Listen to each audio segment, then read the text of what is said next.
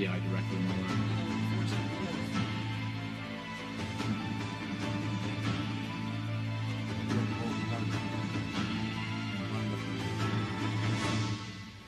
Bienvenidos a 360 grados, una visión global de la noticia, un espacio para debatir sobre todo lo que sucede en Colombia y en el mundo. Y por supuesto, esta noche es de luto y entera porque hay una solidaridad completa en la ciudad de Newton, en el estado de Connecticut, donde esta mañana un pistolero asesinó al parecer a su madre Nancy Lanza en su casa y luego fue a la escuela primaria Sandy Hook y allí asesinó a 20 niños, 7 adultos y luego al parecer se suicidó. Aún no se confirma por la policía su nombre, al parecer hay información confusa si fue Ryan o Adam Lanza. Un tema que tiene copado en este momento al mundo entero, donde hemos visto las reacciones, por supuesto, desde el presidente de los Estados Unidos hasta todas las autoridades del estado de Connecticut. Y para hablar sobre este tema, le doy la bienvenida a Ángela Verge, a Julián Zapata, a Kevin Hollett y a Jesús Muñoz. Gracias por aceptar la invitación. Hoy es un viernes internacional, pero empezamos con una triste noticia, una noticia que ojalá podamos nosotros debatir y analizar con mucho respeto a fondo. Bienvenidos. Gracias. Bueno, Jesús, esto no es nuevo, lamentablemente. Esto que estamos viendo, este escenario en los Estados Unidos, masacres en las escuelas, ahora le voy a dar, sencillamente revisando y prensa internacional, entré a CNN, vi un listado, un reporte que hicieron ellos, más o menos de los más recientes, más de 15. Muchos no han sido tan publicitados, otros sí, pero ahí están reflejados. ¿Cómo viste lo que pasó esta mañana en Connecticut? Quizás el que mejor lo definió fue un psiquiatra que estaba en la zona de la desgracia, que dijo, y lo definió muy bien, dijo tuvo una frase muy acertada, dice, este tipo de locos no solo está en Estados Unidos, pero solo en Estados Unidos este tipo de locos puede tener armas. Y ese yo creo que lo definió perfecto. ¿Es un debate ampliamente de control de armas? Es un debate que ya no se puede detener más, ya no se puede hacer frivolidades como ha hecho entidades como la Sociedad del Rifle. Es un debate que hay que hacerlo de frente. Creo que la actitud del presidente, un presidente conmovido, fue muy importante. No fue una persona fría, vamos a investigar, no fue un hombre que le dolió la noticia. Es padre de familia, es padre de familia, pero es que aquí hay... Las personas somos padres de familia y es una noticia que incluso sobrepasa, ¿no?, la información en sí misma. Nos sobrepasa incluso a nosotros como propios panelistas aquí, ¿no?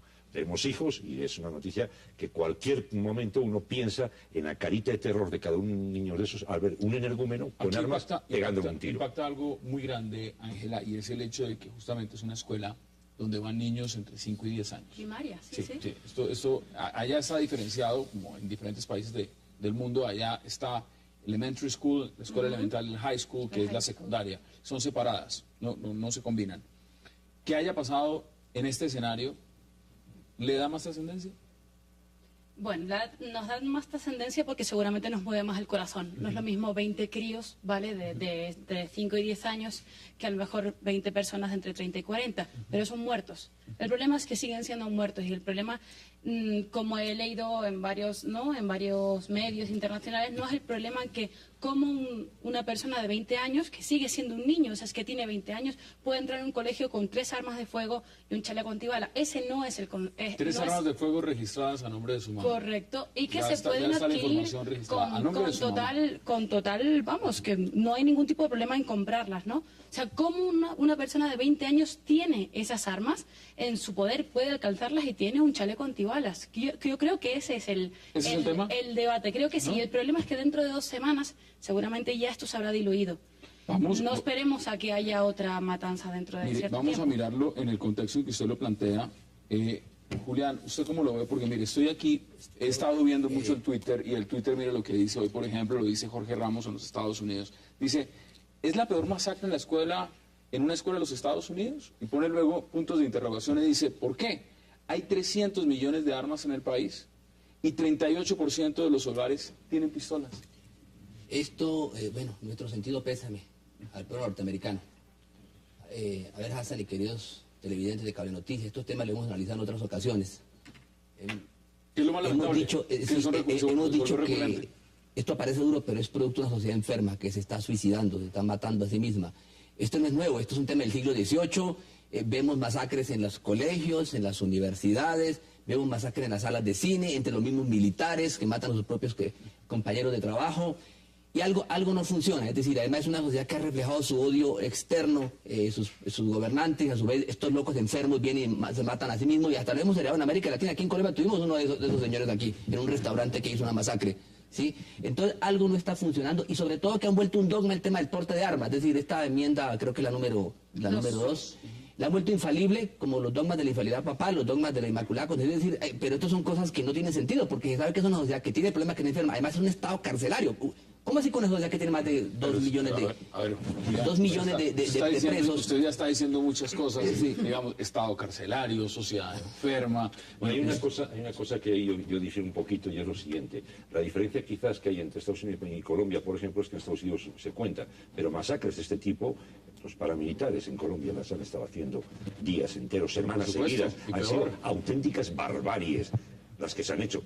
La diferencia es que, fíjese, se está contando ahora, y fíjense que no hay una crítica, no cae nadie pone el dedo donde duele y donde está la llaga, nada, miran para el otro lado y hasta aquí llegó el problema. Eso es grave. Por lo menos la sociedad norteamericana se ha timbrado, hay un presidente que se ha alarmado, pero aquí no ha habido ningún presidente alarmado diciendo, señores, es que en tal sitio, en tal municipio se masacraron tantos niños, se les cortó la cabeza con una motosierra, que es que son auténticas barbaries lo que se ha hecho en este país. Y esto, entonces hay que empezar a ver cuál de las dos sociedades en este caso sería más enferma, la colombiana o la norteamericana. ¿Cuál es su primer análisis? Bueno, primero, obviamente es una tragedia. Buscando perspectivas, si esto es peor que el otro masacre de 20 de julio, a mí no me interesa si es peor o... porque estamos hablando de esos 20 y pico niños que hoy se murieron. Entonces, hablando de cifras, me parece algo que no nos ayuda mucho. Mire. A ver, pero sí quiero hablar de cifras, pero en cuanto al armamento, porque Jesús está haciendo un comentario muy importante, que si este tipo de psicópatas sí existen en cualquier país de este mundo, pero en los Estados Unidos uno puede entrar en la carrulla, en el éxito, en entregar su licencia de conducción y comprar armamento hasta le dé la gana. Todo lo que uno quiere comprar se puede. Y esto tiene que cambiar. Hay 88 armas, pistolas para cada 100 personas. En los Estados Unidos, de los 23 países más ricos, 80% de los muertos cometidos por armamentos pasen en los Estados Unidos. Algo sí está pasando. No sé si la sociedad esté enferma o no. Quizás hay unos elementos de enfermedad, pero es más bien una cuestión de política. ¿De dónde viene ese enmienda 2? Viene de la Constitución norteamericana. En Inglaterra tuvimos una ocasión similar que se llamaba Dunblane. Se mataron una cantidad de niños allá. Y en Inglaterra es casi imposible sacar armamento, pero cambiaron la ley para que fuera aún más difícil. Es el problema del armamento. Pero en los Estados Unidos es la cosa más fácil. No, pero es que independientemente es una economía, es un país que ama las armas. Eso es innegable. Las ama para el consumo interno y las ama para el consumo externo. Miren, veamos declaraciones del presidente Obama y volvemos a la mesa de debate. Nuestros corazones están rotos hoy por los niños, por los padres y por los niños que sobrevivieron al ataque. La mayoría de los que murieron hoy eran niños pequeños y hermosos, entre 5 y 10 años de edad. Tenían toda la vida por delante. Mire, febrero 27 del 2012, Charlton High School en Ohio, 16 muertos. Octubre 2 del 2006. West Nicholmine School, en Pensilvania, igual. Noviembre 8 del 2005, Cabell Country School, en Jacksboro, Tennessee, igual. Marzo 21 del 2005, Red Lake High School, Minnesota, igual, 16 muertos. Asesinados, estoy dándoles cifras. Marzo 5 del 2001, Santana High School, Santee, en California, igual. Abril 20 de 1999, Columbine School, igual, 17 muertos. No estoy dando las cifras de heridos. Mayo 21 del 98, High School Springfield en Oregon, igual, marzo 24 del 98, en Arkansas. Es decir, aquí podemos seguir y seguir y seguir y seguir. Vamos a ponerlo en contexto. Es impactante que el presidente Obama esté conmovido. Es impactante que la sociedad norteamericana diga, es un día trágico. Es que, señores, esto no es la primera vez que pasa. No, esto pasa todos los años. Es importante que sucedió en junio, era junio, 20 de junio, cuando sucedió en Colorado. O sea, cuando están, digamos, en antecito, pero más o menos en plena campaña electoral. Yo no me acuerdo en ninguna ocasión, en los debates, ni durante la campaña tocando ese tema. No, pero es que hablar de control de armas no es un tabú. Sí, sabemos por qué.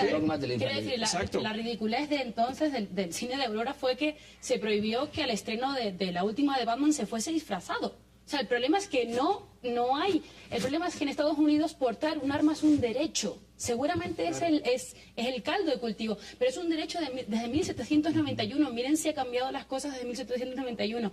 ¿Por qué es un derecho? Porque yo me siento seguro porque tengo un arma, porque usted también tiene un arma. Desde que usted no tenga un arma, yo no tengo por qué tener un arma. Usted plantea uno de los temas y dice que la solución que dieron en ese momento era no ir disfrazados. Hay otros que han dicho que la solución es ir al cine armado. Correcto. Para justamente, si pasa eso, poderse prevenir. Mire, vamos a una pausa y ya regresamos para seguir debatiendo este lamentable hecho en una escuela de Connecticut, donde hay 27 muertos y, por supuesto, un escenario repetido, porque eso es una historia que ya la hemos visto varias veces en los Estados Unidos. No se vaya, ya regresamos.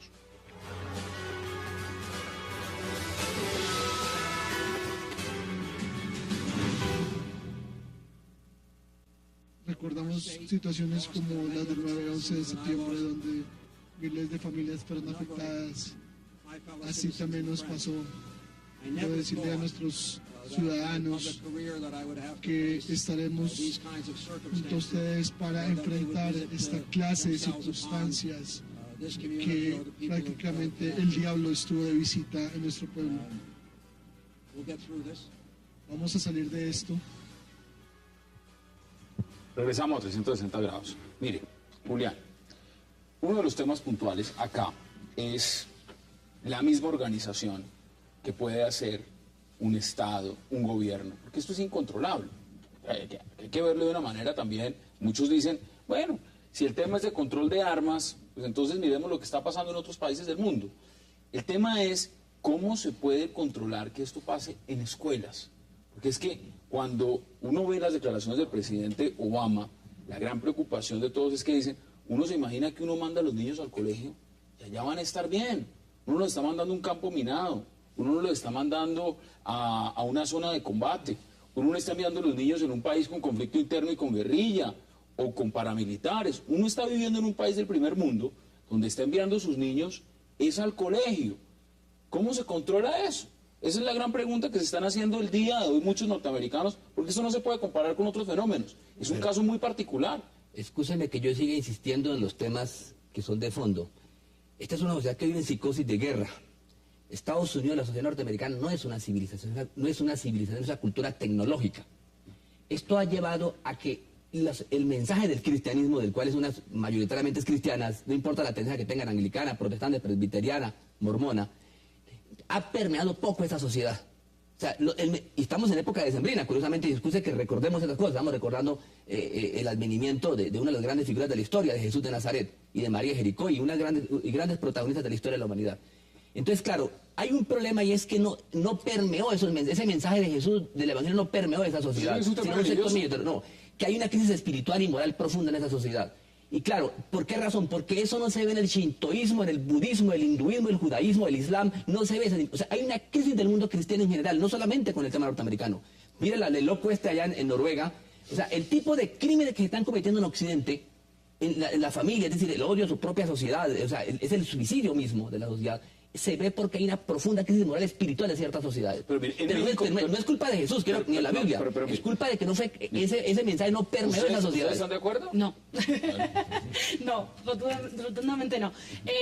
Antes Jesús en el intermedio decía que una de las sociedades que también le gustan mucho las armas son México, y no hay más católico que un mexicano. O sea, no creo que ese sea el problema. El problema, vuelvo a decir, que es un problema de tú piensas que portar un arma es un derecho y no es un derecho, no tiene por qué ser un derecho. Al resto de las sociedades de este mundo no es un derecho portar un arma. No nos sentimos más seguras porque yo tengo un arma. El cristianismo de México es superficial, no penetró porque es una sociedad sanguinesta y ha sido sanguinaria. No, al contrario, no ha permeado.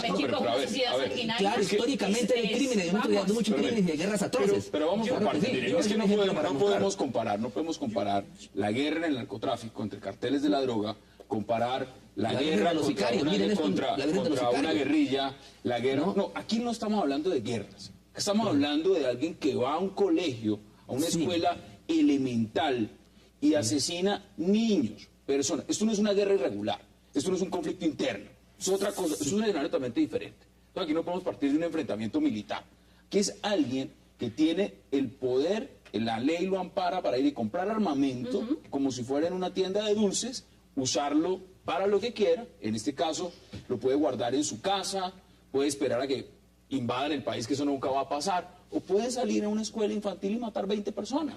Ese escenario es el que sucede. Entonces, en ese sentido, ¿usted cree que es un problema de legislación?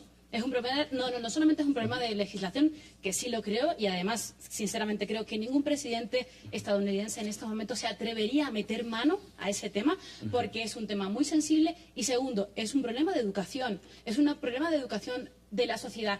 Ninguno de nosotros, que además somos 3 nacionalidades diferentes, somos nadie para dar lecciones. Eso está claro. No, pero me interesó mucho la parte que tú dijiste de ese primer mundo. La sociedad norteamericana está demostrando que primer mundo, en ese sentido yo no lo digo como primer mundo. No, yo sí lo digo. O sea, yo lo digo que en el contexto que tiene la tecnológica, eso no es una civilización. Creo que tiene que haber un cambio. O sea, no se puede pensar que uno por llevar un arma con 16 años va a ser más seguro. Al mundo no le interesa muchas veces lo que está pasando en Ruanda o lo que pasa en Siria.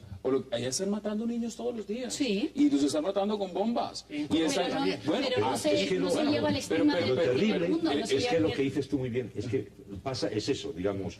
Lo que ocurre es que eso acontece dentro de la fortaleza, la cotidianidad, todo está ordenado, el tráfico, el semáforo funciona, el niño está en el colegio, y de pronto se desata el apocalipsis. No se sabe cómo se disparó, qué lo causó. Es más, fíjate que las noticias están, todavía nadie sabe qué causó, cuáles, hablan psiquiatras, psicólogos, y todavía no lo han detectado. Es que no podemos saberlo, y va a ser muy difícil determinarlo. Pero lo que sí es verdad, fíjate, tú decías una cosa que es impresionante. Iba con 3 pistolas y un fusil semiautomático. La mamá los había comprado todos. Registrado, y la mamá es profesora de escuela. La mamá es que la mamá es una profesora de escuela con un fusil. Vamos a ver ese retrato. Es decir, es una señora bien, es una figura. En todas sociedades hay un respeto escrupuloso por la gente que ejerce la docencia, y más aún por la docencia con niños. Sí, porque las madres que deben desarmar una sociedad, la mujer, la madre, que es lo más cerca a la vida, ¿sí? Que deben desarmar una sociedad, las abuelas, las madres, y están armando a sus propios hijos, entonces eso demuestra que la sociedad está enferma. Julián, voy ahí y se lo pregunto a Kevin. Si usted supiera que la profesora de su hijo en el jardín infantil es una señora que tiene 3 armas en la casa, incluida un fusil, ¿usted le confiaría a sus hijos a esa señora? No, es que eso lo pregunto. No, nadie, pero es que estamos viendo las medias, tienen que amurallar la ciudad y civil, todo el mundo acuartelado, porque es una sociedad totalmente insegura y va para allá, se va a fomentar, se va a atomizar ese estado. De una de las niñas en este tema de Connecticut. ¿Sí? Estaba en el gimnasio y oí fuertes disparos. Luego mi profesor nos llevó a la esquina de la pared y nos acostamos en el suelo mientras todo pasaba. Tuve mucho miedo. Estábamos en clase cuando oímos los disparos. La señorita Martin cerró la puerta y gritó que nos acostáramos en el suelo. Todo fue muy rápido. Vuelvo y repito, Kevin, esto no es una guerra irregular, esto no es un enfrentamiento entre carteles de la droga, esto no tiene que ver en un tema de control territorial, esto no es una guerra civil, esto es una sociedad normal, supuestamente de avanzada, supuestamente donde todo funciona y donde mandan los niños al colegio y ya no saben si vuelven, porque puede llegar un loco y matar a todo el mundo. Si es que está loco, porque ahora están diciendo que de pronto el señor no tiene trastornos. ¿Cómo analizamos el contexto? Mira, sabemos la historia y estamos condenados a repetirla. ¿Sabemos? Y porque esto pasó en 20 de julio, pasó en Columbine. siempre está pasando. ¿Por qué? Hay dos razones. Sí, es la legislación, evidentemente, pero sí también comparto el análisis de que la sociedad hay un problema. En los Estados Unidos la sociedad es muy atomizada. Entonces, el individuo es la cosa más importante. La sociedad no tanto, la familia tampoco. El individualismo. El individualismo. Y eso lo que hace es que hay ciertas personas que van aislándose de la sociedad. No ven un camino, no ven por dónde van. No se identifican. No se identifican. Bueno, esta parte. Y hay una enfermedad. Si una señora tiene 3 pistolas, yo no puedo entender esto. ¿Cómo podría ser que una madre que tiene hijos allá, a su lado, tiene 3 armamentos en su casa? Es absurdo. Hay algún problema en la cultura de los Estados Unidos. Pero un fusil, mire, no hablemos, o sea, no hablemos ni siquiera de un arma convencional. Un fusil de asalto. Un fusil de asalto. Tener uno un fusil de asalto en su casa. O sea, es enferma. ¿Para qué necesita uno un fusil de asalto para en Connecticut? Claro. Porque pues de pronto uno, no sé, está en alguna zona del mundo donde de pronto uno se preguntaría, bueno, aquí necesito un fusil de asalto. Pero en Connecticut, ¿uno para qué necesita un fusil de asalto? Es lo que uno se pregunta. Qué pena. Yo quiero agregar algo. Viene del concepto, o sea, si leamos en inglés la enmienda 2, habla de milicia, autodefensa. Estamos hablando de las autodefensas, o sea, pensamos en Colombia la existencia de autodefensas, pero es literal. Autodefensa quiere decir yo, como individuo, me estoy autodefendiendo con este arma. Y todo el mundo, si 88 personas de cada 100 tienen armas, todo el mundo está pensando, bueno, yo me toca defender con esa arma. Entonces es una cosa normal para ellos. Sí, hay una cosa esto es enfermo. Hay una cosa que creo que hay que tener en cuenta y no podemos dejar de lado. O sea, la cultura hollywoodiense es eminentemente violenta. Guerras, asesinos, CSI, el asesino no sé qué, la masacre, el descuartizador. Esa cultura norteamericana es constante. Esos muchachos aprenden a matar desde que están tomando el biberón. Se les está enseñando a matar constantemente a base de videojuegos. La cultura de la muerte como estética. Usted dirá sí, además, ¿no? Es estética, hay una estética claro, hay una terrible. cultura, además hay es una estética que la wea, una cosa tremenda, o sea, tremenda. Y es la sociedad que más producción hace además en temas médicos. Aquí Ángela no está de acuerdo con usted, pero quiero una pausa. Eso es un poco, digamos, es como tocarlo. Paralelo que creo que... Ya vamos a mirar, porque tengo varias preguntas que quiero que ustedes puedan responder frente a este tema. Hagamos esa pausa y ya regresamos aquí en 360.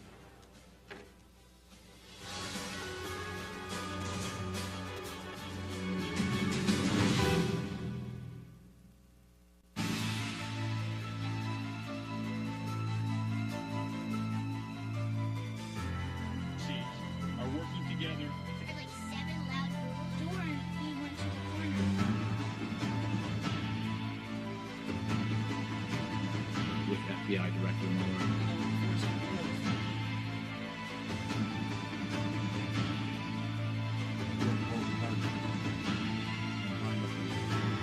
Regresamos a 360 grados, matanza en Connecticut. Ese es uno de los temas que tiene en este momento copado la atención mundial, esta terrible masacre en una escuela elemental en Connecticut. Usted decía que no estaba de acuerdo. ¿Por qué no estaba de acuerdo con algo de los planteamientos que estaba poniendo Jesús sobre la mesa? No estoy de acuerdo, pero yo creo que el cine es un reflejo de la sociedad, no es la sociedad es un reflejo del cine. Es cierto que hay una cultura de la violencia que yo lejos de compartir estoy, pero le decía a Jesús que hace 2 días vi Grupo Salvaje, que es una película de Sam Peckinpah, de finales de los 70. Es una de las películas más violentas y mejores, por cierto, que he visto. O sea, Tarantino no es nadie al lado de Sam Peckinpah, y es violencia pura y dura, y a finales de los 70 no hubo este tipo de masacre. Es decir, la violencia sí que está demasiado presente en nuestras sociedades, pero creo sinceramente que es un problema, como decíamos, de educación. El día que un niño de 5 años no se le enseñe que es necesario llevar un arma, empezaremos. Decía usted, la mamá tiene un fusil, pero el problema es que la mamá no está loca. El problema es que la vecina tiene otro fusil y todo el barrio tiene un fusil. O sea, el problema es que no es una persona que está aislada. La pregunta que yo hago es en el marco, no si lo tiene o no lo tiene, es ¿Usted para qué necesita un fusil en Connecticut? Nada, para nada. Pero ni en ninguna parte. ¿O qué le puede hacer pensar a una persona que se necesita un fusil de asalto que se usa, por ejemplo, para el combate militar, para entrar en combate militar, tenerlo en el closet de la casa? Porque a lo mejor usted tiene otro en el closet de su casa. Ese es el problema. Ahí está la pregunta. Ahí está, y ahí está en que yo creo que, vamos, haciendo ya una clínica más cercana al público, es el decir lo que estamos también comentando un poco ahí, o de con estas de cámaras, era que decíamos, hombre, hay un derecho, como tú decías muy bien, que nace en la época de la lucha por la independencia de los Estados Unidos, pero un derecho que se convirtió en un gran negocio. Un gran negocio que no se puede desarmar, es un negocio que incluso está, el discurso está tan bien armado, tan bien construido, que si tú intentas el negocio moverlo, entras directamente en el sentido patriótico norteamericano. No hay un político que vaya a entrar por eso, en el tema del control de armas. No existe. No lo ha habido. No existe ni un presidente, ni nadie. Bloomberg sí. Pero Bloomberg no está aspirando a la presidencia. No, pero eso es el problema. Pero es curioso porque Bloomberg salió a decir que la Corte Suprema había juzgado que sí es un derecho, pero hay límites. O sea, está cambiando un poco, pero sí está cambiando. Hay un cuerpo de evidencia que ahora dice que no, mire, que este derecho no es... Hablemos directamente. La asociación del rifle. Lo que significa, no solamente representa un sector muy poderoso, representa una industria muy poderosa, Jesús lo ha dicho, una industria muy poderosa. Claro. No nos vamos al tema internacional en el contexto de lo que significa la venta de armas de los Estados Unidos al mundo, porque estamos hablando de miles de millones de dólares. Les doy un ejemplo. El día de ayer y antes de ayer estaban enviando misiles Patriot a Turquía y no hay ningún problema. Eso es otro tema. Eso es un tema interno. Es un tema doméstico. Y hay una gran pregunta que les quiero hacer porque se la escuchaba hoy a un comentarista en otro programa que me pareció muy interesante la manera como planteó el debate. Y decía, es muy fácil hablar en los Estados Unidos de terrorismo cuando alguien extranjero va y se inmola o alguien extranjero entra a un edificio y dispara. Pero cuando vemos ¿esto no es terrorismo doméstico? Sí. Esto no es terrorismo doméstico, si no se atreven a llamarlo terrorismo, o sencillamente están diciendo, eso es otra cosa, pero si entra un musulmán a un edificio y dispara contra 5 personas, o llega el señor Imán Zapata y hace lo mismo, o el señor Hassan Nazar con un nombre raro, pues inmediatamente lo primero que dicen es terrorismo. Pero aquí como es un norteamericano blanco que entra a un colegio y dispara, entonces ¿aquí no hay terrorismo doméstico? ¿Qué piensa usted? A ver, esta es la peor de todas las enfermedades, porque hay unas motivaciones ideológicas que la podemos rechazar, pero no llega nunca a este nivel. Pero el tema de la industria militar es un tema muy peligroso porque realmente está controlando estas sociedades y a los políticos. Y está controlando pues el consumismo. Pero algo que sí funciona en los que creemos que las leyes de causa y efecto existen. Cuando uno exporta guerras, exporta odio, exporta destrucción, llega un momento que por ley de causa y efecto algo no funciona bien en el interior de una sociedad que está enferma, tanto material como espiritualmente. Y por supuesto uno ve el cine norteamericano y siempre están mostrando el fin del mundo, el fin de su sociedad, destrucción, por epidemias, armas nucleares, armas químicas. Ellos mismos están anunciando su propia destrucción porque eso tienen. Eso también vende. Pero hay un tema, claro, eso puede vender, pero es una parte de una crisis, de una enfermedad interior. Y uno ve, no, si hay un problema de violencia, hay más de 10.000 grupos paramilitares en los Estados Unidos, hay demasiada gente armada y con conflictos y problemas, no. Pero no es solo, pero detengamos en el tema de la educación, no. Hay un problema, no es tanto un problema de educación porque tienen las mejores universidades del mundo, es indiscutible, por eso son potencia.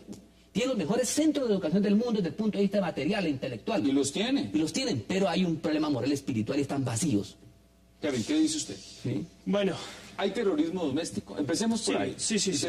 ¿Por qué los Estados Unidos, los estadounidenses, no empiezan a hablar de un tema que es puntual? No podemos seguir llamando a esto actos de la nada. A una bomba jamás le llamaron terrorista. No. Pero por eso. O vamos a empezar a llamarlo como hay que llamarlo. A mi juicio sí es una forma de ser terrorismo, matando gente, porque como usted estaba diciendo, si yo no puedo mandar mis hijos con calma al colegio, a sus estudios, yo me quedo aterrado. No, usted no puede. Sí, claro. Que yo lo pregunte. Entonces, los hechos lo demuestran. El efecto sí es una forma de terrorismo. Me siento aterrado por estos actos. Entonces, literalmente sí es una forma de terrorismo. Ahora, ¿de dónde viene? No sabemos. Viene de la mente de la persona. Pero viene también, Ángel estaba diciendo que en los años 70 estas cosas no sucedieron. Eso sí es cierto. Pero el problema es que ahora la cantidad de películas que hemos viendo que es una pornografía de violencia que es en todo lado. O sea, la sociedad americana, norteamericana, la violencia es cosa normal, cotidiana. Y la persona, y la madre tenía ese fusil grande porque quiere, porque vea, yo he visto mucha gente matando con eso. No me sirve solamente un pistola, eso parece algo de John Wayne de los años 60. Necesito un juguete, necesito algo más grande.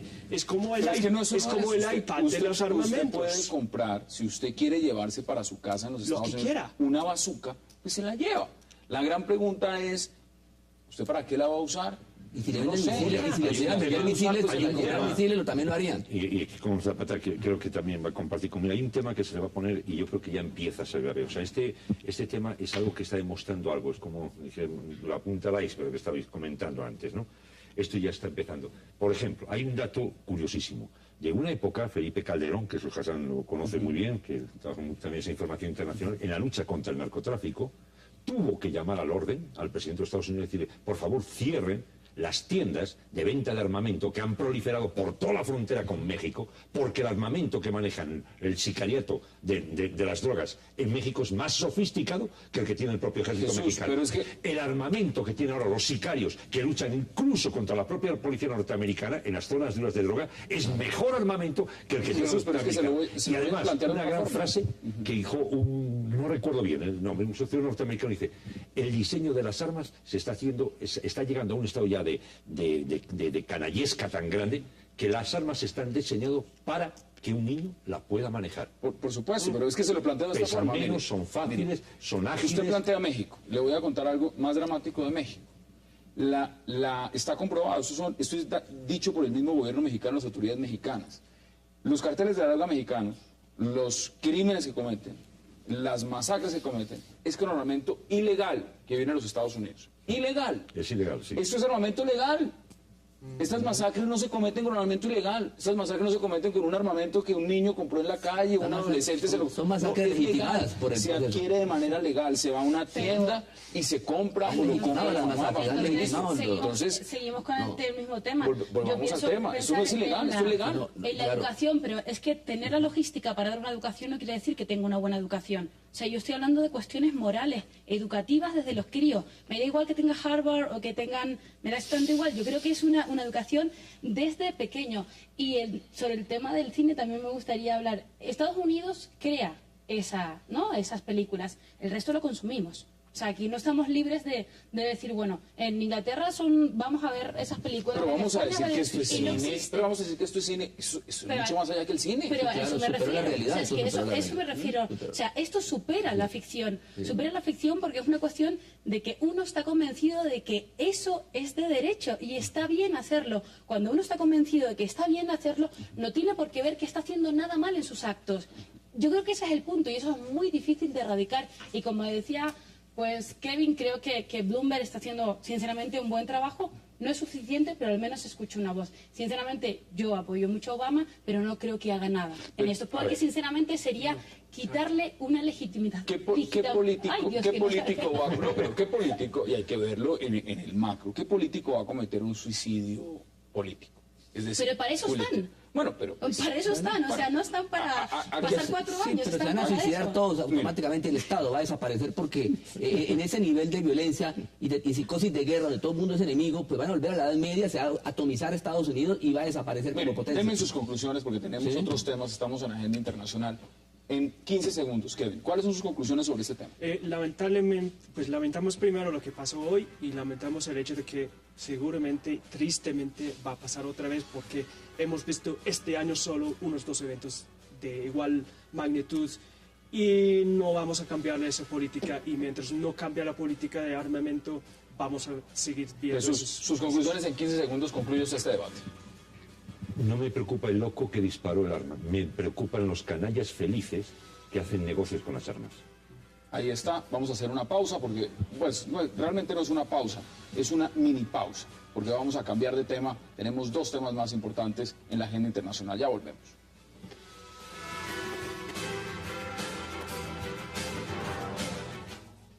Llegó a Colombia Fonte Celta, el agua mineral más pura. Fonte Celta, enriquecida con solidaridad.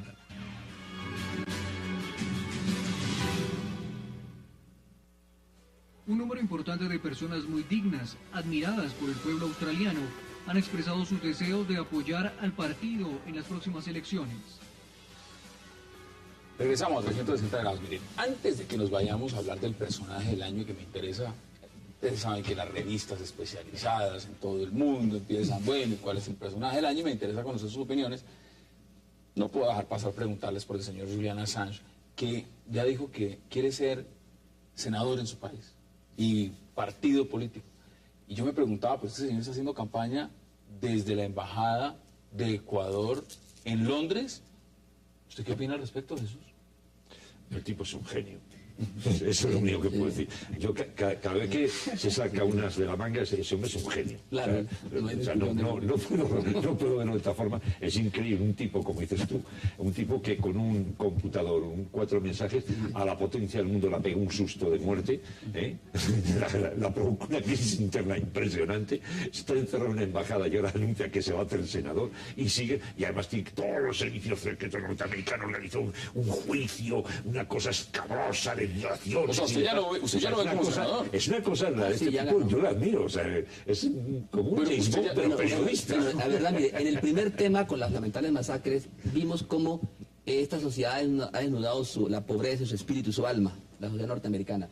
Pero con el tema Assange, se desnudó otra cosa también, la pobreza de sus políticos, las conspiraciones, las intrigas, bueno, la pobreza política de sus dirigentes, de su sistema diplomático y militar. Entonces, yo realmente sí, estoy de acuerdo. Pero no hablemos, es un genio. No hablemos de la reforma a la justicia y la tributaria. No, es un genio, es un genio y la verdad demuestra que conoce bien el mundo en el que vive, conoce las fragilidades de... A ver, Estados Unidos es un tigre de papel, ¿sí? Y muchas potencias. Y esto demuestra que un hombre con inteligencia y estos estados no son tan fuertes como nos los han pintado y no son invencibles. ¿Eso usted también lo ve como un héroe? Es un héroe, es uno de los hombres... ¿Y usted cree que va a ser senador en Australia? Va a ser senador. ¿Y cómo va a ejercer desde la embajada? Virtualmente, pero aquí... Bueno, afortunadamente maneja muy bien el computador.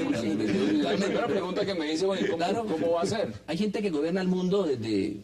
Ciertas empresas gobiernan multinacionales, ¿por qué estos señores no pueden utilizar otro poder para influir sobre la sociedad? ¿Cómo le pareció el señor Julian Assange diciendo abiertamente, yo lanzo mi candidatura al Senado en Australia y monto partido político? Bueno, hágale pues, mijo, porque no va a pasar, no va a pasar. Ese man no es un héroe, es un figura de comedia, es absurdo.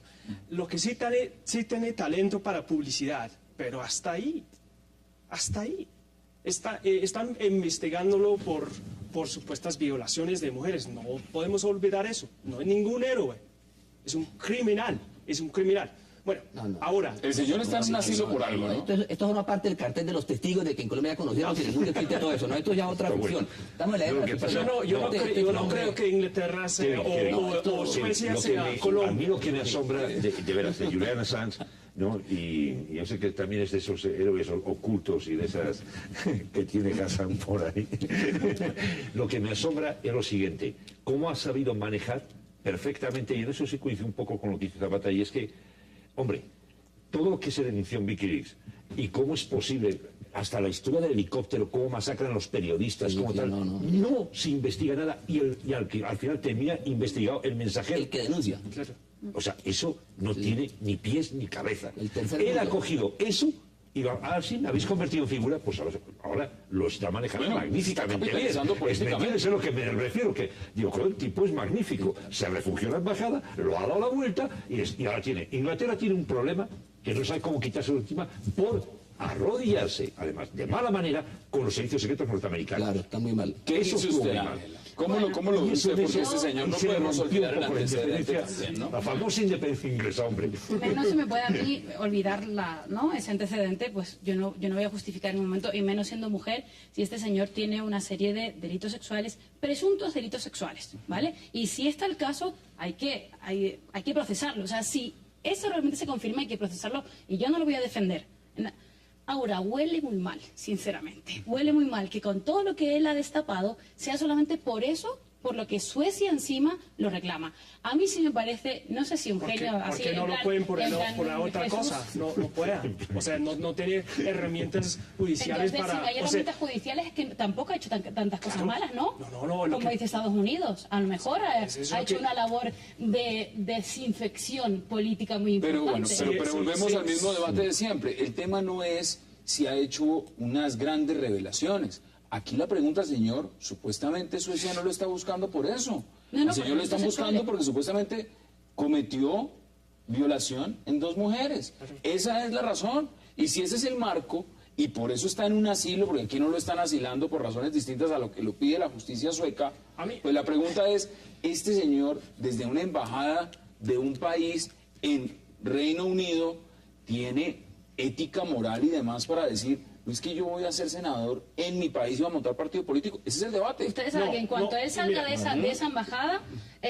Estados Unidos ya se las va a arreglar para que ese señor sea procesado por A, B, C o H. No sabemos. O eliminarlo. ¿Qué es lo que acostumbra? Señores, que fíjate que yo creo que fue Bush. No fue Bush. Antes de Obama. Que llegaron a calificarlo, a este hombre, o sea, cuando se empieza a salir todo el entramado de Irak, le llegaron a calificar que era el mayor terrorista que Osama Bin Laden. Sí. Eso lo dijeron los republicanos. O sea, que estamos hablando de qué personaje estamos hablando, qué pasó, qué ocurre. O sea, es que, creo que fue, no sé si fue el secretario de Estado. Donald Rumsfeld fue el que lo dijo precisamente. Pero peor terrorista que Osama Bin Laden. Kevin, ¿qué dice usted? Eso sí es absurdo. Eso es evidentemente absurdo. Pero bueno, lo que pasa que a mí lo que me parece que está pasando aquí es que el mundo, cualquier persona puede lanzarse. Yo estoy en contra de los Estados Unidos, soy en contra de los imperios, como hace Correa, como hace Chávez. Y ese es el estilo. Es como yo represento algo diferente. Yo soy el indignado. Usted puede destapar escándalos. Yo soy el indignado. Aquí... Y gente va a votar por ese tipo de persona porque representa algo diferente. Bueno, eso de pronto tiene una legitimidad política, pero no me parece una persona seria para lanzarse como político. Es o villano, eso está en el colectivo de cada cual determinar si les parece o no les parece. Sí, para un país como Ecuador, para un país cuando se da justamente un asilo político, es porque se le está dando unas garantías. Y lo primero que se da en un asilo político es, hombre, no participe en política ni hable de política. Porque usted está justamente, se le está dando un asilo, es porque usted está alegando que tiene una persecución. Si fuera un criminal normal, pues usted estaría en la justicia de Suecia respondiendo. Es coherente además que el gobierno de Ecuador frente a estas pretensiones no diga nada. ¿Qué dice usted, Julián? Bueno, hay mucha inequidad que hacen política. Los presidentes ecuatorianos, los peruanos, muchísimos en el exilio. Además es una institución sagrada occidental y de América Latina. Que Carmona está aquí y Carmona no ha hablado. No habla. Sí, pero el problema es que este es un personaje que le ha hecho un gran bien a la humanidad, revelando tanta oscuridad y cosas, verdad, sucias de la política mundial. Y es un hombre muy preparado, se la pasa entrevistando grandes personalidades mundiales. Es decir, es un hombre que tiene mucho que decir y la verdad una crisis moral y política que Occidente me parece bien. ¿Las acusaciones de Suecia a usted le parecen irrelevantes? Irrelevantes, no, y son un montaje y son un cartel de los testigos que han montado internacionalmente estas agencias y aquí eso es normal, ya la humanidad entiende eso, no hay nada. ¿Qué dice usted al respecto? Porque ahora sí empezamos a concluir el señor Assange porque quiero conocer después de la pausa sus personajes. A mí me parece que meterse con ese tema es muy delicado. Cuando se demuestre que no ha hecho eso, entonces yo apoyaré absolutamente a Assange en esa parte. Pero mientras creo que es un tema muy delicado, o sea, yo no lo voy a defender. Sí lo voy a defender por otra manera. Creo que sí ha hecho un ejercicio de higiene política y no solamente contra Estados Unidos. Ha destapado muchos trapos sucios de otros países y el resto de los países, pues más o menos, están más callados porque saben dónde no se pueden meter. ¿Políticamente está legitimado? No lo sé, pero yo estoy con Jesús con que creo que ha hecho un show increíble. ¿Está haciendo marketing? O sea, bueno, conclusiones, Jesús, en 30 segundos. Vuelvo y repito, yo creo que Julian Assange, y lo cojo un poco, conoce muy bien la sensibilidad de esta sociedad mediática, de lo inmediato, es un acto de provocación. Él sabe perfectamente que desde el asilo político no puede hacer política, él lo sabe perfectamente, vuelve otra vez a un acto de provocación, pero hay una cosa, que se llevan bien, Correa y él en eso se entienden rápido, Correa sabe mucho de conclusiones, en 30 segundos. A mí me parece un hombre, a lo largo de la historia, un hombre insignificante. En 2 años vamos a... ¿Quién era? Porque no me parece... No va a suceder como político. Bueno, ha hecho algunas cosas interesantes publicando información, pero no me parece una persona tan importante. Y esto es un show. Yo soy consultor político en comunicación y esto sí ha sido una campaña muy exitosa en cuanto a la publicidad, la propaganda. Pero no va más allá de ahí. Vamos a hacer la pausa y al regreso nuestros invitados nos van a contar en el criterio personal de ellos y por supuesto con sus argumentos cuáles consideran que son los personajes del año 2002. Ya volvemos, no se vayan otra vez.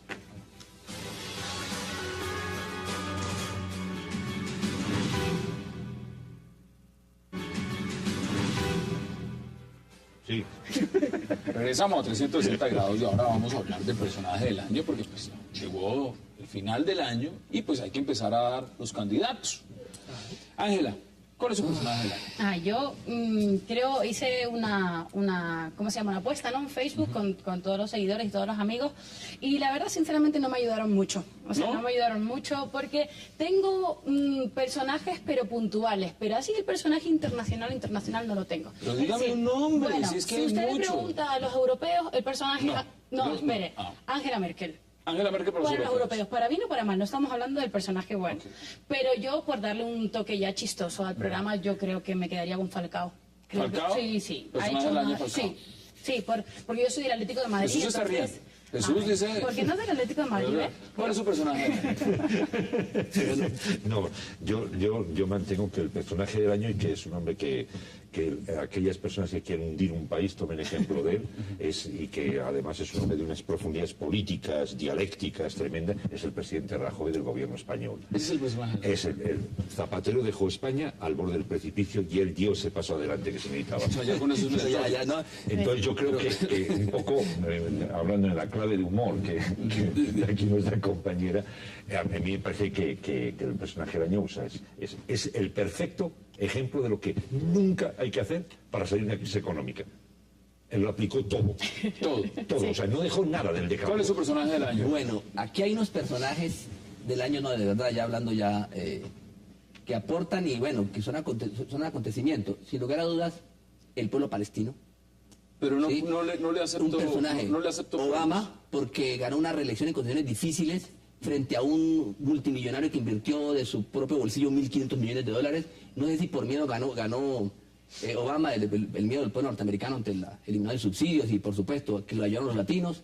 Pero hay unos personajes que en lugar de... Y otro de Chávez, sin lugar a dudas, porque como sea es una especie de Terminator, o sea, no lo mata, o sea, está sobreviviendo y resiste y resiste y resiste. Debe decir usted que no lo mata ni el cáncer.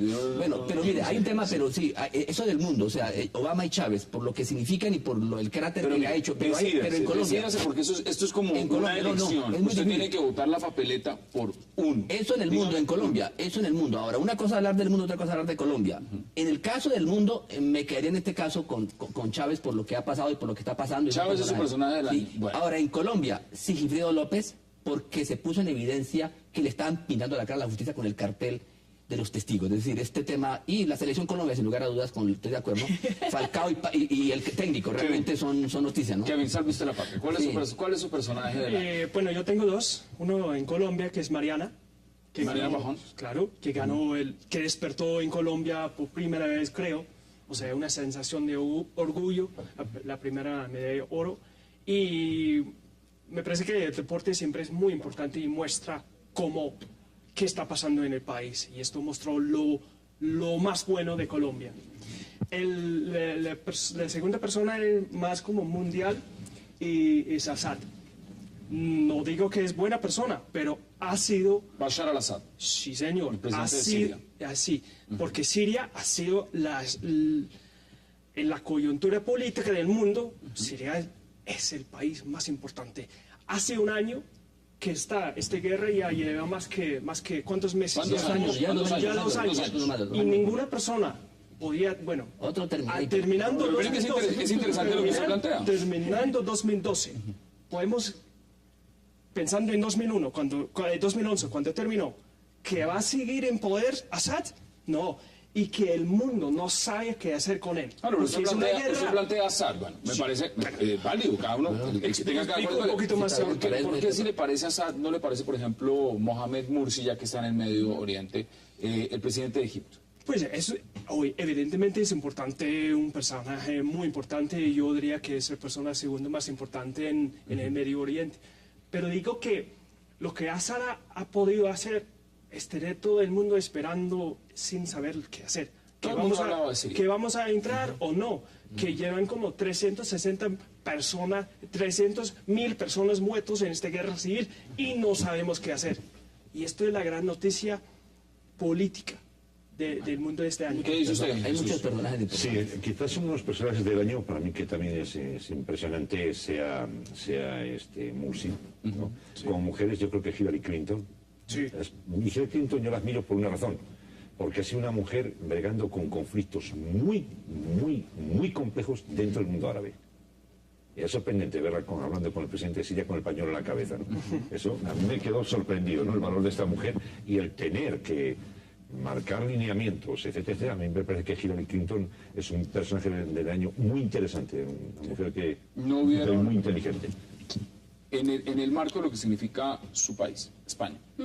Aquí estaban diciendo irónicamente, Jesús, que Mariano... muy sinceramente, creo yo. Muy sinceramente, que Mariano Rajoy. ¿En serio? En broma. Si tuviera que verlo en perspectiva, en España, ¿cuál es la figura más representativa para usted que ha tenido el 2002? Pues yo sé que usted no me lo va a conceder, pero yo no tengo un personaje, tengo un movimiento, se llama el 15M. El 15M. El 15M, pero sin lugar a duda.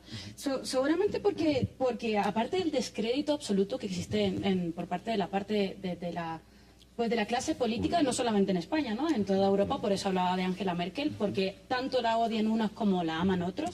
Creo que el 15M fue un movimiento, aunque muchos políticos quieran tildarlo, fue apolítico. No fue de derechas, no fue de izquierdas, fue de la gente que salimos, en la que me incluyo, salimos a la calle para pedir una serie de cosas que no se han cumplido. Luego el movimiento se volvió a lo mejor un poco turbio, no consiguió esos objetivos que se habían marcado, pero fue algo importante y parte de la población española salimos a gritar, esto mire, no nos gusta. Entre ustedes dos han dado 3 personajes que están ligados por algo. Merkel, el 15M y, por supuesto, Rajoy. Pues entonces el personaje del año debería ser el euro. La crisis. ¿Más pues el euro? Porque ustedes los tienen el euro así. Pues el euro es lo que los tiene justamente a Merkel, a Rajoy y al 15M. No, porque hace 5 años el euro se supone que no nos tenía así. Pero la señorita Unión Europea que ganó la paz Nobel. Sí, bueno, esto ya sería persona de la guerra, ¿no?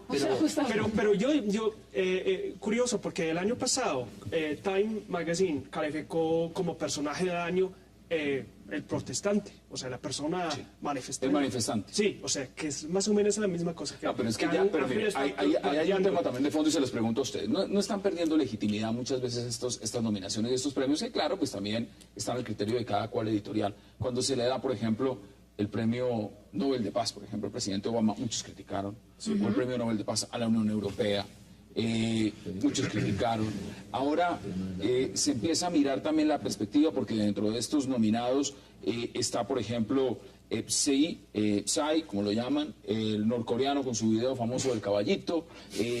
Bueno, hasta ahí podemos llegar, imagínense ustedes hasta dónde llegan estas nominaciones. Ese Gangnam Style. Por ejemplo, entonces, en el marco de lo que esto representa, ustedes han puesto en la palestra deportistas, políticos, de todo tipo, hasta movimientos. ¿Qué es lo más importante? ¿Qué es lo más relevante que uno debe evaluar para decir esta es la persona que merece ser personaje? Hay un tema que un poco Ángela lo ha sacado aquí en la mesa y también lo estaba sacando de alguna forma nuestro amigo Imán Zapata, que es el siguiente. Yo creo que las figuras, el personaje caudillista, ese figurón de tal, es el personaje del año, creo que eso se está empezando a desdibujar. ¿Por qué? Porque empiezan a tener tantas aristas estos personajes que ya dejan de ser creíbles. Pero lo que sí está tomando una credibilidad tremenda y está cambiando no solo la política, sino de la historia, son los movimientos de Trípoli, lo que pasó en Túnez, lo que pasó en Israel, lo que está pasando en Siria, lo que pasó en Libia, lo que pasa en España. ¿No? ¿Qué es lo que le inspira a usted a nominar a Miguel, Jesús? Empieza uno a decir, oye, ¿no será que a lo mejor el personaje del año es el ciudadano? Justo. No, el ciudadano X, por eso hablé, el ciudadano, a lo mejor, por eso Jesús hablé al principio del pueblo palestino, claro. Porque fíjense que frente a toda esa maquinaria electoral que pero se podría nominar a otro pueblo palestino. No, hablamos del pueblo, no hablé de un movimiento, no hablé del Hamas, ni hablé de darle abaso a los 25 años del Hamas, no, hablé de un pueblo que ha sufrido y se le hizo un reconocimiento. Y 138 años dijeron, este pueblo ha sufrido y merece estar en un estatus mejor. En la baraja de nominados que hay, sufrimiento es, y frente a lo que pasó con el pueblo palestino, por ejemplo, nadie ha nominado a... no hablemos de Hamas, porque evidentemente Hamas polariza y va a partir en dos. Pero el presidente palestino nadie lo nomina. ¿Por qué será? No, porque obvio hay una diferencia de opinión y si de hecho el mismo Hamas permitió que en Gaza se haga lo del Fatah. No entraría en... No, estamos hablando del pueblo por una razón de día, porque el que ha sufrido no importa si es el Fatah, si es la Yihad Islámica, es el pueblo en general y una concepción del mundo y además porque hay un vórtice de la historia y crítica de un choque y guerra de civilizaciones producto de una cantidad de conflictos que debemos resolver. Por eso yo pienso que el protagonista realmente, el gran protagonista de este año 2012 realmente es el sufrido pueblo palestino. ¿Dónde me deja su reina? Pues ella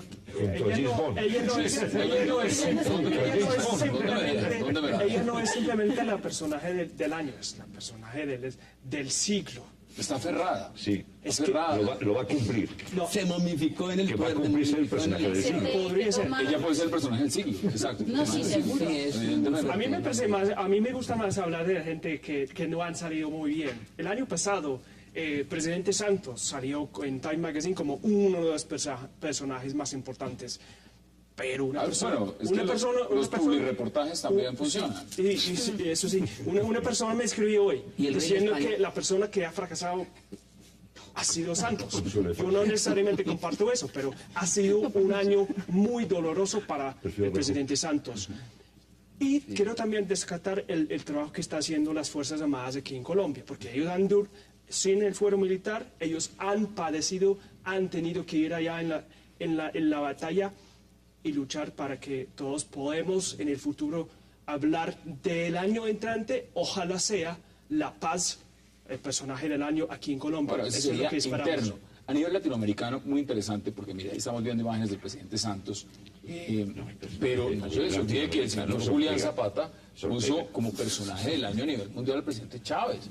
Y en este momento hay cadenas de oración al presidente Chávez a nivel mundial. El mundo musulmán lo considera, por ejemplo, su figura más representativa y más popular. El presidente Mujica, que creo que es ateo, ya está rezando también por su salud. Entonces, para muchos, pues también es un personaje.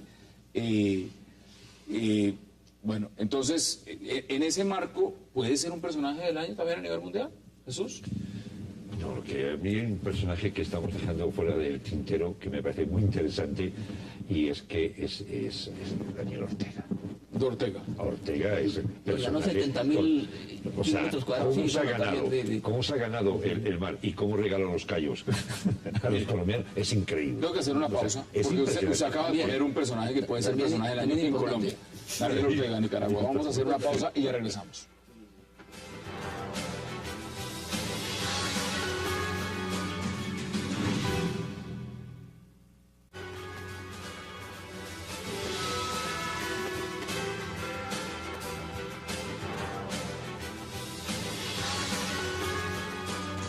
Estamos a 360 grados. Miren, yo le estaba preguntando a Kevin por su reina en Inglaterra, pero yo tengo que preguntar a ustedes también, por supuesto, por el rey Juan Carlos, porque el rey Juan Carlos, al final de cuentas, pues es un personaje, ¿no?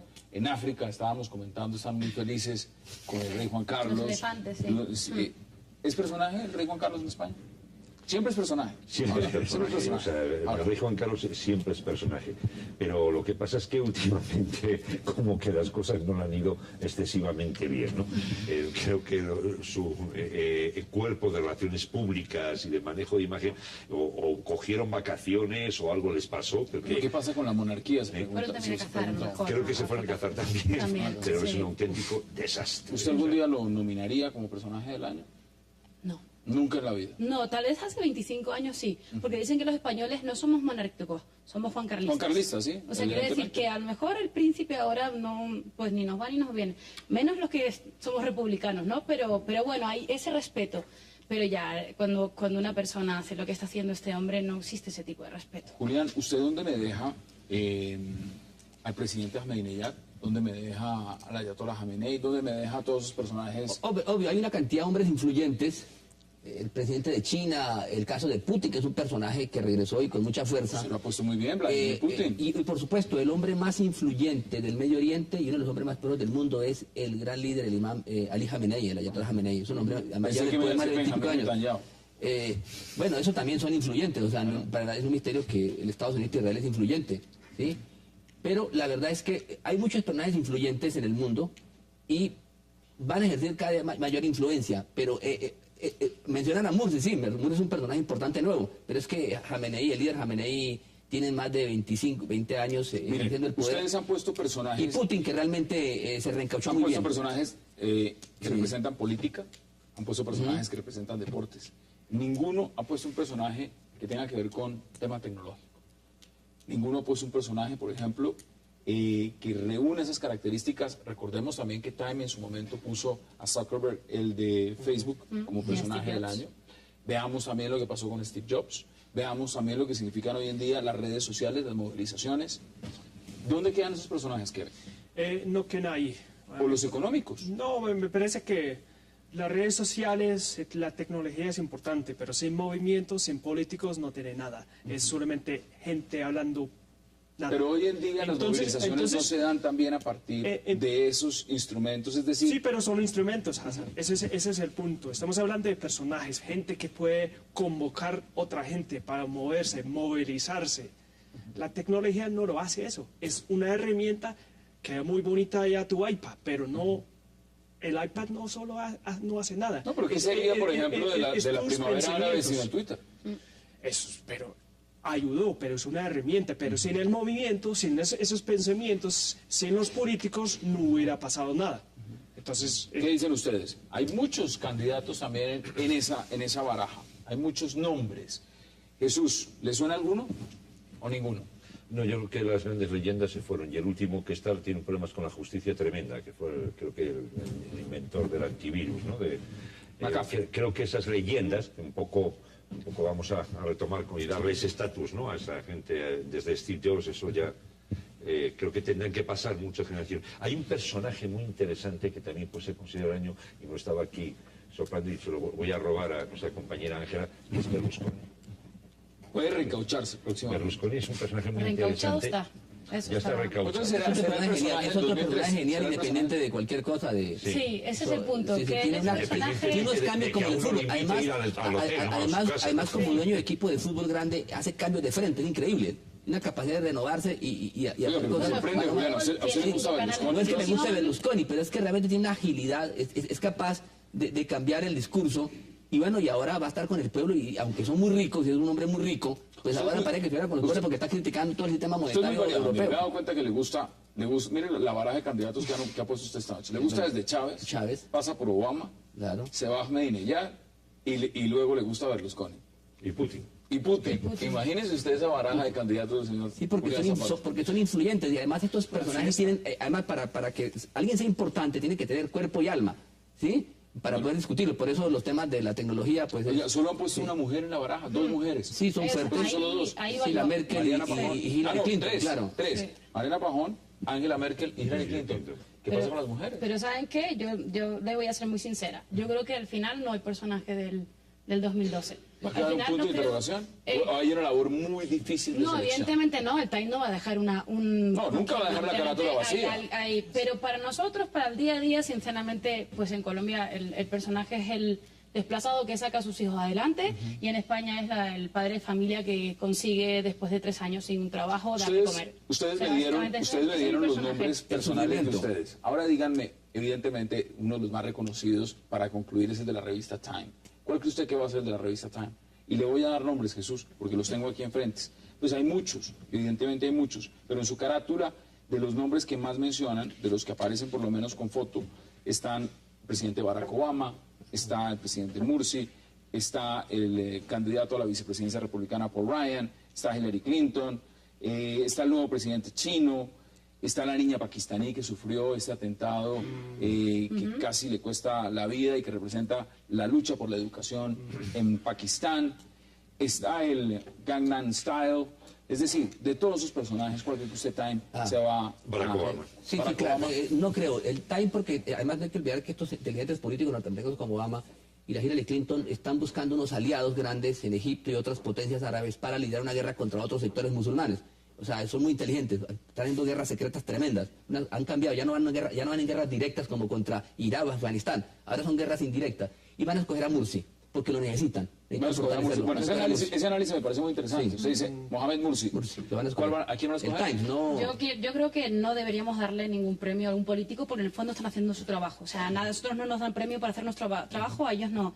En tal caso, de la lista que me has dado, evidentemente la niña pakistaní. La niña pakistaní, usted dice que va a ser Obama y usted dice que va a ser Mohamed Mursi. ¿Cuál es el suyo, Kevin? Y concluimos este debate. Yo me quedo con Assad. ¿Usted se queda con Assad? Bueno, le doy punto. Sí, y me parece que es un personaje muy válido, muy válido. Bueno, ahí están sus nominados, señores, como siempre.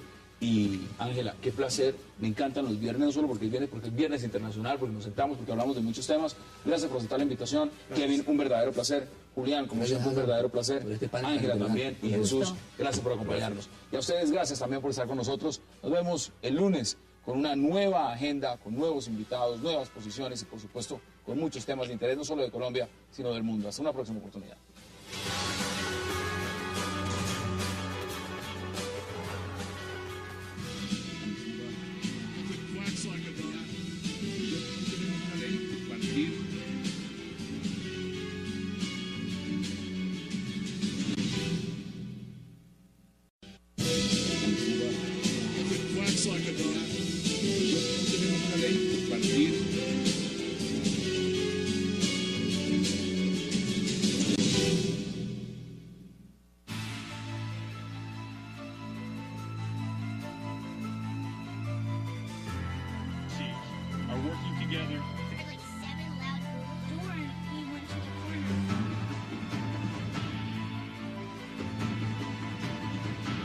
FBI Director Mueller.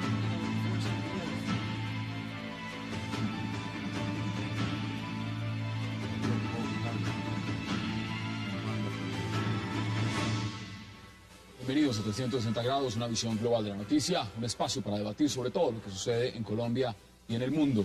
Y por supuesto, esta noche es de luto y entera porque hay una solidaridad completa en la ciudad de Newton, en el estado de Connecticut, donde esta mañana un pistolero asesinó al parecer a su madre Nancy Lanza en su casa y luego fue a la escuela primaria Sandy Hook y allí asesinó a 20 niños, 7 adultos y luego al parecer se suicidó. Aún no se confirma por la policía su nombre, al parecer hay información confusa si fue Ryan o Adam Lanza. Un tema que tiene copado en este momento al mundo entero, donde hemos visto las reacciones, por supuesto, desde el presidente de los Estados Unidos hasta todas las autoridades del estado de Connecticut. Y para hablar sobre este tema, le doy la bienvenida a Ángela Berge, a Julián Zapata, a Kevin Hollett y a Jesús Muñoz. Gracias por aceptar la invitación. Hoy es un viernes internacional, pero empezamos con una triste noticia, una noticia que ojalá podamos nosotros debatir y analizar con mucho respeto a fondo. Bienvenidos. Gracias. Bueno, Jesús, esto no es nuevo, lamentablemente. ¿Le da más trascendencia? Bueno, nos da más trascendencia porque seguramente nos mueve más el corazón. No es lo mismo 20 críos, ¿vale?, de entre 5 y 10 años, que a lo mejor 20 personas de entre 30 y 40, pero son muertos. El problema es que siguen siendo muertos y el problema, como he leído en varios medios internacionales, no es el problema que como una persona de 20 años, que sigue siendo un niño, o sea, es que tiene 20 años, puede entrar en un colegio con 3 armas de fuego y un chaleco antibala. Ese no es el... 3 armas de fuego registradas a nombre de su madre. Correcto, y que se pueden adquirir con total, vamos, que no hay ningún tipo de problema en comprarlas, ¿no? O sea, ¿cómo una persona de 20 años tiene esas armas en su poder, puede alcanzarlas y tiene un chaleco antibalas? Yo creo que ese es el debate. Creo que sí. ¿No? El problema es que dentro de 2 semanas seguramente ya esto se habrá diluido. No esperemos a que haya otra matanza dentro de cierto tiempo. Vamos a mirarlo en el contexto en que usted lo plantea. Julián, ¿usted cómo lo ve? Porque mire, estoy aquí, he estado viendo mucho el Twitter, y el Twitter, mire lo que dice hoy, por ejemplo, lo dice Jorge Ramos en los Estados Unidos. Dice, ¿es la peor masacre en una escuela de los Estados Unidos? Y pone luego puntos de interrogación y dice, ¿por qué? Hay 300 millones de armas en el país y 38% de los hogares tienen pistolas. Esto, bueno, nuestro sentido pésame al pueblo norteamericano. A ver, Hassan y queridos televidentes de Cable Noticias, estos temas los hemos analizado en otras ocasiones. ¿Qué es lo más lamentable? Hemos dicho que esto parece duro, pero es producto de una sociedad enferma que se está suicidando, se está matando a sí misma. Esto no es nuevo, esto es un tema del siglo XVIII. Vemos masacres en los colegios, en las universidades, vemos masacres en las salas de cine, entre los mismos militares que matan a sus propios compañeros de trabajo. Y algo no funciona. Esto que estamos viendo, este escenario en los Estados Unidos, masacres en las escuelas, ahora le voy a dar, sencillamente revisando y prensa internacional, entré a CNN, vi un listado, un reporte que hicieron ellos, más o menos de los más recientes, más de 15. Muchos no han sido tan publicitados, otros sí, pero ahí están reflejados. ¿Cómo viste lo que pasó esta mañana en Connecticut? Y que quizás el que mejor lo definió fue un psiquiatra que estaba en la zona de la desgracia, que dijo, y lo definió muy bien, tuvo una frase muy acertada, dice, este tipo de locos no solo está en Estados Unidos, pero solo en Estados Unidos este tipo de locos puede tener armas. Y ese yo creo que lo definió perfecto. ¿Es un debate ampliamente de control de armas? Es un debate que ya no se puede detener más, ya no se puede hacer frivolidades como ha hecho entidades como la Sociedad del Rifle. Es un debate que hay que hacerlo de frente. Creo que la actitud del presidente, un presidente conmovido, fue muy importante. No fue una persona fría, vamos a investigar, no fue un hombre que le dolió la noticia. Es padre de familia, tiene dos hijas. Pero es que aquí hay, las personas somos padres de familia, y es una noticia que incluso sobrepasa, ¿no?, la información en sí misma, nos sobrepasa incluso a nosotros como propios panelistas aquí, ¿no? Tenemos hijos y es una noticia que cualquier momento uno piensa en la carita de terror de cada un niño de esos al ver un energúmeno con armas pegándole un tiro. Impacta algo muy grande, Ángela, y es el hecho de que justamente es una escuela donde van niños entre 5 y 10 años. Primaria, sí. Esto allá está diferenciado, como en diferentes países del mundo. Allá está elementary school, la escuela elemental, el high school, que es la secundaria. Son separadas, no se combinan. ¿Qué haya pasado en este escenario? Es decir, además es una sociedad que ha reflejado su odio externo, sus gobernantes, a su vez estos locos enfermos vienen y se matan a sí mismos, y hasta lo hemos heredado en América Latina. Aquí en Colombia tuvimos uno de esos señores aquí, en un restaurante que hizo una masacre, ¿sí? Entonces algo no está funcionando, y sobre todo que han vuelto un dogma el tema del porte de armas. Es decir, esta enmienda, creo que la número 2, la han vuelto infalible, como los dogmas de la infalibilidad papal, los dogmas de la Inmaculada Concepción. Es decir, pero estas son cosas que no tienen sentido, porque se sabe que es una sociedad que tiene problemas, que no enferma, además es un estado carcelario.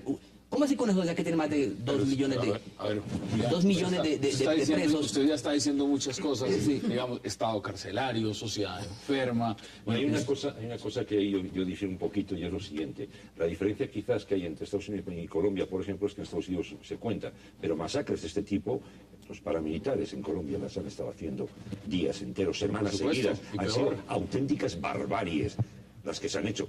La diferencia es que, fíjese, se está contando ahora, y fíjense que no hay una crítica, no cae nadie pone el dedo donde duele y donde está la llaga, nada, miran para el otro lado y hasta aquí llegó el problema. Eso es grave. Por lo menos la sociedad norteamericana se ha timbrado, hay un presidente que se ha alarmado, pero aquí no ha habido ningún presidente alarmado diciendo, señores, es que en tal sitio, en tal municipio se masacraron tantos niños, se les cortó la cabeza con una motosierra, que es que son auténticas barbaries lo que se ha hecho en este país. Y esto, entonces hay que empezar a ver cuál de las dos sociedades en este caso sería más enferma, la colombiana o la norteamericana. ¿Cuál es su primer análisis?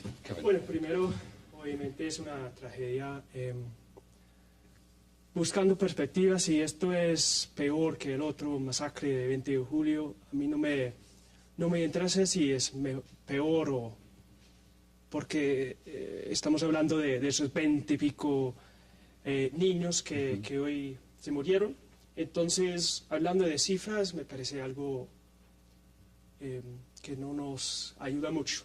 Mire. A ver, pero sí quiero hablar de cifras, pero en cuanto al armamento, porque Jesús está haciendo un comentario muy importante, que si este tipo de psicópatas sí existen en cualquier país de este mundo, pero en los Estados Unidos uno puede entrar en la carrulla, en el éxito, en entregar su licencia de conducción y comprar armamento hasta le dé la gana.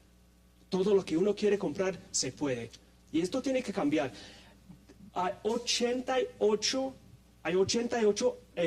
armas, pistolas para cada 100 personas. En los Estados Unidos, de los 23 países más ricos, 80% de los muertos cometidos por armamentos pasan en los Estados Unidos. Algo sí está pasando. No sé si la sociedad esté enferma o no. Quizás hay unos elementos de enfermedad, pero es más bien una cuestión de política. ¿De dónde viene ese enmienda 2? Viene de la Constitución norteamericana. En Inglaterra tuvimos una ocasión similar que se llamaba Dunblane. Se mataron una cantidad de niños allá. Y en Inglaterra es casi imposible sacar armamento, pero cambiaron la ley para que fuera aún más difícil. Es el problema del armamento. Pero en los Estados Unidos es la cosa más fácil. No, pero es que independientemente es una economía, es un país que ama las armas. Eso es innegable.